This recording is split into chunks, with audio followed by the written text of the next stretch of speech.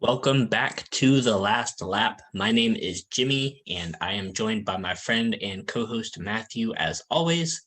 Today, we'll be reviewing the Las Vegas races for you guys, all three of them for the top series in NASCAR. Truck Series was Friday night, Xfinity was Saturday night, and Cup was Sunday evening.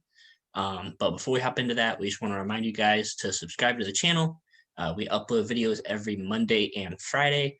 Monday is kind of more of our review videos for the races, and then Friday is our preview/predictions. So we post every Monday and Friday, and then in between videos, you can catch us on Instagram and Twitter at The Last Lap News. I'm usually pretty active on Twitter during the races, and then we post breaking news on Instagram and Twitter throughout the week too. So make sure you do all that, and then without further ado, let's hop into the reviews of the races. So the first race of the weekend was the Truck Series race, which was on Friday night. One of the major headlines that started the race is that Kyle Busch would be in the field, so everybody automatically knows that he's going to be a threat to win. But he had to start back in 28th. But for Kyle Busch in the Truck Series, that doesn't really matter. He quickly drove his way up through the field, but his teammate John Hunter Nemechek won the first stage, and then Kyle was able to get up front and win the second stage. And then the third stage is when it started to get crazy because with 46 to go, Kyle Busch had a flat tire because of the fender rubbing against it. Throughout the whole race, you could see smoke from the left rear as he entered the corners for the most part. So it was only a matter of time before a tire blew. He cut a tire and spun out. That brought out a caution. He went a lap down, but the caution right after that restart, there was another caution, so he got right back on the lead lap, which helped him out, gave him a break. But after that, there were a bunch of cautions leading up in the last 50 laps. Sheldon Creed, one of the main picks, my pick at least, he had some power issues for most of the night, so that put him in the back of the field, and then he brushed the wall trying to avoid one of the accidents, so that pretty much took him out for the night. Yeah, multiple crazy restarts through the end of the race really allowed Kyle Busch to get back into it. But John Hunter Nemechek, Kyle Busch's truck, one of the trucks he owns, ended up winning the race, getting his first win of the year. I think it'll definitely show that he'll be one of the main guys to watch throughout the series this year. And it's great to see him get his first win. I know he kind of took a step down from the Cup Series since he wasn't in the best equipment to come to the trucks and race at KBM, one of the best owners in the Truck Series. So I think it's really important for him to start off strong, and I'm looking forward to see how many more wins he gets this season. So, Matthew, what's your thoughts on John Hunter Nemechek starting off the season with the win at Vegas? Well, it's definitely great to see. It's definitely great that a KBM driver not named Kyle Busch can actually win a race. We haven't, like the last couple of years, there's always been only one driver from the KBM stable that not named Kyle Busch that can win. And by that time, they're not even in the playoffs anyway. So it's definitely nice to see a driver win this early for KBM. And I think it's going to be a strong one for the championship. As for, I could tell Kyle Busch was really happy about that in his post race interview. And I think he's more thrilled that Nemechek actually won because, he's the one that put him in that route. He's the one paying all the bills and all that. And it's important for those sponsors to get the recognition too, since he knows how to operate the whole business thing. So KBM won too. That's definitely good for Kyle Busch Motorsports. And I think we're going to see more John Hunter Nemechek in victory lane this season. So now Matthew is going to recap the Xfinity race. It's funny how this played out because Friday night he couldn't watch the truck race because he was busy with stuff, and then Saturday night I was busy finishing up schoolwork, so he watched it and I didn't. So it's interesting how it played out. But Matthew's going to go ahead and recap the Xfinity series for us, and then I'll provide my brief thoughts at the end. All right, so the Xfinity race. As for the first stage, there wasn't a lot going on. There was like one spin with the famous Dogecoin car that everybody was talking about. Yeah, that's pretty much what mostly happened in stage one. Also, Cindric dominated that stage. And then stage two was when it actually was chaotic. There was a lot of cautions going on. Also, Cindric actually blew a tire and was about to go lap down until a perfect caution came out for him with Wiley Herbst's once again got involved again with, I think it was Ty Dillon. I think, Mhm. yeah, it was Ty Dillon. Um, Bad start for Riley Herbst. It's, I mean, it's not as most of those weren't his fault so far, but House Racing knew what they were getting into. Anyways, Daniel Hemrick, yeah, like I said, there were a lot of cautions going on that stage, but Daniel Hemrick ended up winning stage 2, and stage 3 was mostly calm. It was mostly a battle for the lead between Allmendinger and Hemrick, and it all it all depended on the last pit stop for who actually won this race, and AJ Allmendinger ended up having the better stop. And AJ Allmendinger winning his second oval race. That's only his second oval race. And that's making a statement for Allmendinger with his championship contender. I think it's going to be a Final Four contender for sure. So, what's your thoughts? Yeah, I agree with you. I think both for the Xfinity and the Truck Series that both of those winners will definitely be in the Final Four as long as no crazy circumstances come up. They're both, I would argue, two of the favorites in each of their series. Maybe not the favorite, but up there in the top favorites for each series. For AJ Allmendinger, I think it's great that he was able to win on an oval again. I know he did at Atlanta in 2020. So it's great to see him in great equipment with Kaulig Racing. And I think it's going to be interesting to see how many races he wins with between ovals and road courses, because there's a lot of road courses, but there's also a lot of good mile and a half ovals that he could win at too. So for the Xfinity specifically, I think it's going to be Austin Cindric and AJ Allmendinger. They're going to be the two to beat every single week. So it'll be interesting to see them go head to head. I know at the Daytona road course, they pretty much took each other out, which was hilarious. But it'll be interesting to see them race hard each week for the win, because I think those will be the two to beat every single week. So the Cup race will be the final race we will be reviewing for you guys. It started off with Kevin Harvick on the pole, but I don't even think he led one lap the entire race, which is shocking for SHR standards and Kevin Harvick at mile and a half, but I'll cover that later. There was a competition caution at lap 25 because there was no practice or qualifying. There was a debris caution with 34 laps to go in the first stage. Everybody pitted for the most part. There was a bit of strategy. I think Larson stayed out, I think, and that costed him the stage win. But Chase Elliott was on pit road, and he, on the right side of the car, the jackman missed the little part where you're supposed to slide the jack under, and that caused the side skirt to pop up on the car. It didn't really affect him for the first stage, though, because he got back up and I think finished second to Brad Keselowski in the first stage. So Brad won the first stage of the race. The second stage was pretty much green for the whole time, I'm pretty sure. Byron was in the lead, and then that shifted to Larson because he had a better green flag pit stop. So Kyle Larson took the lead during stage 2, and he ended up winning stage number 2 as well. And then everybody pitted at the end of stage 2.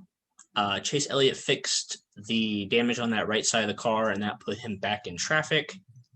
And then with 97 to go, he ended up spinning on his own off of turn 2 down the backstretch. I don't know how he didn't get hammered. That car spun 2 or 3 times down the backstretch, and every cars were avoiding left and right everywhere. I'm surprised he didn't get damage. Yeah, I know. Yeah, he didn't really get any damage from that thing. Oh, he hit Kurt Busch. Yeah, he did get Yeah, damage. his left front had a little hole in it, but yeah, I'm surprised nobody like hit him in the door or anything to completely take him out of the race. But he was able to pit and to repair that damage and continue, but that pretty much ended his chances. He was one of the better cars of the day, probably not the dominant car, but one of the better cars of the day. So that put him back in the back of the field. With shortly after that, Eric Almirola blew a tire after contact with Eric Jones. I'm pretty sure it was. I think he blew the no, that was somebody. That was Harvick, I think. Yeah, or something like Almirola blew like a left front tire or something, and then that brought the caution shortly after that. And then from there to the end, it was green for the rest of the race. They had to do green flag pit stops. Kyle Larson and Brad Keselowski seemed like to be the top two cars in the field. Throughout that stage, they were back and forth for most of the time. And then restarts, I'll get to that in a second, but the restarts were absolutely insane throughout this race, especially in the first and second stage. Like, it was ridiculous. They were 3-4 wide. I know Kyle Larson was in between Brad and Joey for like 2 or 3 laps in a row. They were just side by side, 3 wide, going around the whole track together. I thought that was insane. The restarts were crazy. Great racing at Las Vegas. But with 14 laps to go, Alex Bowman had a flat tire and he was trying to get to pit road, and Anthony Alfredo just zoomed right by him and almost took the left door off of Bowman's car. It was very, very close. Could have been a very scary accident, but Bowman was able to get to pit road, no caution.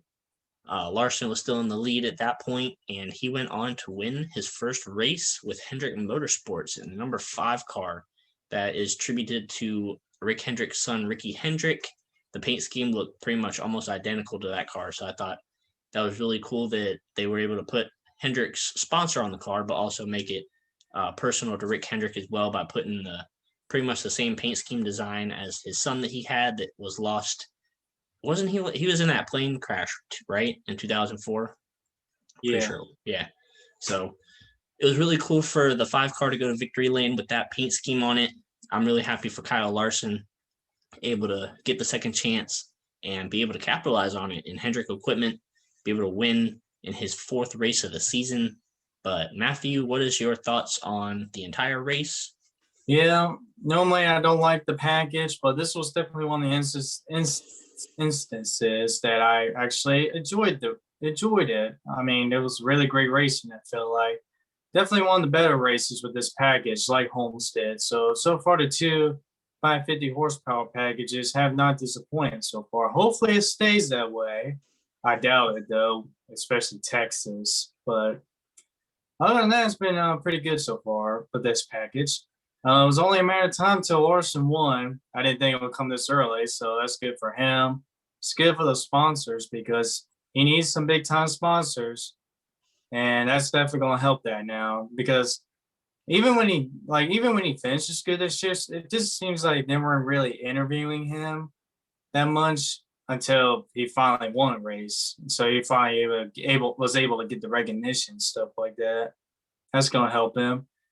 Some of the big stories I take out of this, Joe Gibbs Racing as a whole, most of their cars struggled last weekend. All 4 cars finished top 10, including Kyle Busch, who finishes 3rd after a not so good start to the 2021 season.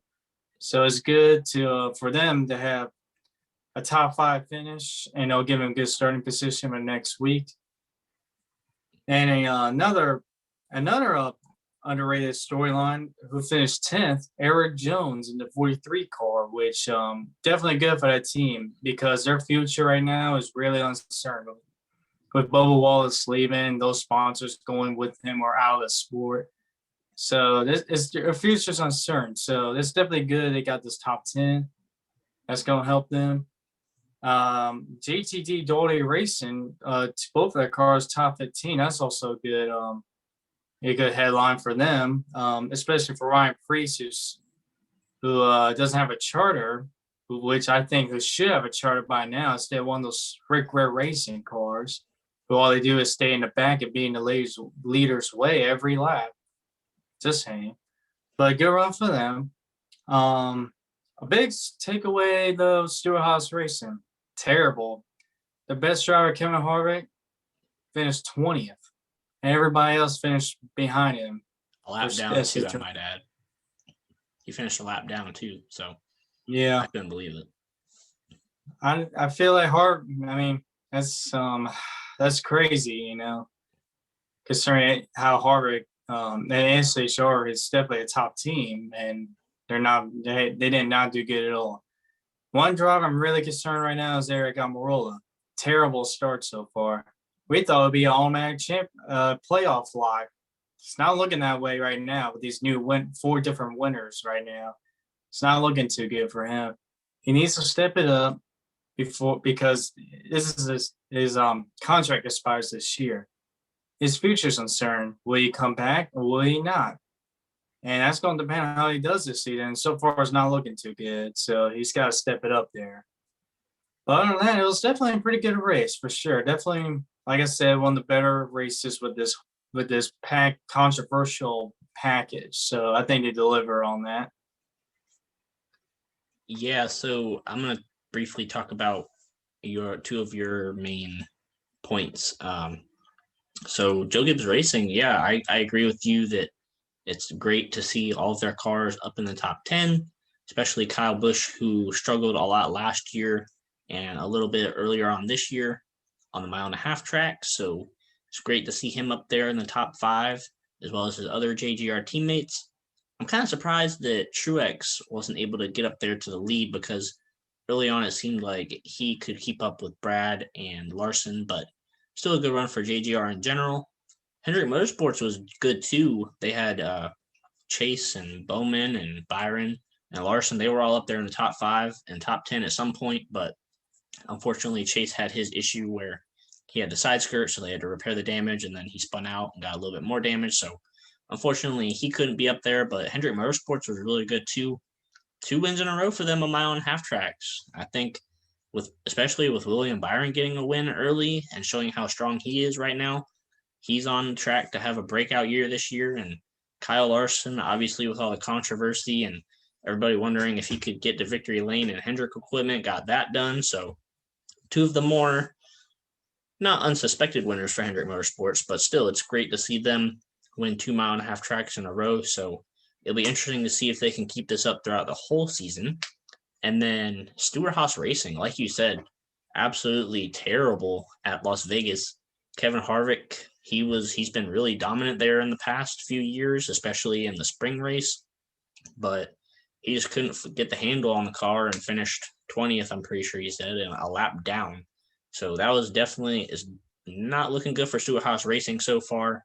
Almirola didn't do too well. Cole Custer, I don't think did well either. And yeah, it's might be a long season for Stewart Haas Racing. They got to get their act together, or else Kevin Harvick might not get that many wins this season. So I think he was my championship pick too, like my preview championship pick. So Kevin Harvick, gotta do something, man. Come on, let's go. But now that we're done reviewing the races, we're going to rate the races out of 10. So I guess I'll do the truck and cup, and then you can do Xfinity and cup since neither of us watched. Both of us didn't watch Xfinity and truck, but I'll go first for the truck series. I'm gonna give it like a 8.5 out of 10. I thought the last stage was really interesting. A lot of cautions and allowed Kyle Busch to kind of work his way back through the field. And it's always fun watching Kyle Busch drive from the back to the front in the truck series. So I'm gonna give the truck series race an 8.5 out of 10. Matthew, what are you gonna give the Xfinity race? So for my rating for the Xfinity race, I'm gonna give it an 8 out of 10. I thought it was pretty good. I prefer their racing package over the cup package. So I just think the racing is definitely a little better for me, except for this weekend, to be honest. I thought the cup racing was actually a little bit better. But other than that, though, it was pretty good for Xfinity Series standards. All right, now we're going to both rate the cup race. I'll go first, I suppose. This is a tough one because the racing was really good. The restarts were very intense for the first 2 stages, and then third stage kind of died down a little bit, but I mean, those first 2 stages with the restarts and everything were incredible. So I think I'm gonna give it. Hmm, I'm gonna give it the same as the truck race. I'm gonna give it 8.5, just because it's early in the season and I don't want to give a 10 super early. Shout out to Dwayne Wade for the 9, but anyways, so I'm gonna give it an 8.5 out of 10. I think it's early in the season, and there might be a few better races down the road. So I don't want to give a perfect race out too early for NASCAR, but I'm gonna give it 8.5. The restarts were very good. Racing was really good. 3-4 wide. Not that many accidents either, which is a good thing. It's good to see them race it out for 10, 15 laps, and then everybody get kind of spread out. So fantastic racing, fantastic winner in Kyle Larson. So I'm gonna give it 8.5 out of 10. Where are you gonna rate it, Matthew? I was going to rate 8.5 out of 10 as well. I think it was definitely great research, great racing for most of the event. The third act was a little spread out, but other than that, it was pretty good for this controversial racing package that they use now, the intermediate track. So I think it was pretty good for me. And just to let you guys know, with our picks, we're still haven't got one right yet for Truck, Xfinity, and Cup. So we're gonna do like a point system once somebody gets one right eventually. Hopefully next week at Phoenix we'll make a good prediction or something. But so far we're 0 for like 7, 8, 9, however many races there have been total combined in NASCAR so far. But hopefully we'll get some picks right soon and keep a point system going to see who gets the most points throughout the season. That is all for this video. Thank you guys so much for tuning in. Let us know down below what you guys thought of the races this weekend at Las Vegas. Matthew and I thought they were pretty darn good. So this week is going to be Phoenix, where the championship races were held last year in the fall. So it'll be interesting to see who shows up this weekend for those races. Make sure you check us out on Instagram and Twitter, and we will see you guys in the next episode.